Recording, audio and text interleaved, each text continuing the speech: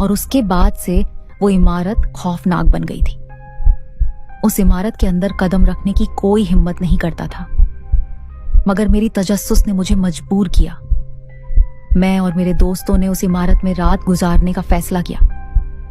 कमरे में कदम रखते ही हमने महसूस किया कि दरवाजे बंद हो गए हैं और इमारत में सन्नाटा था। अचानक एक कमजोर सी आवाज आई, जैसे किसी ने मदद, कहां हो। हम दरवाजा खोलने की कोशिश कर रहे थे कि एक सर्द हवा का झोंका आया और फिर हमने देखा कि एक दरवाजा खुद ब खुद खुल गया। कमरे के अंदर एक खुदकुशी की अलामत, एक बांधी हुई रस्सी जिससे एक शख्स की जिंदगी का खात्मा किया गया था। वो शख्स उस कमरे में ऐसा फंस चुका था कि उसका साया रात को अभी तक वहां रहता था। हम में से किसी ने भी उस कमरे को छोड़ने की हिम्मत न की, लेकिन अगले लम्हे में हमने एक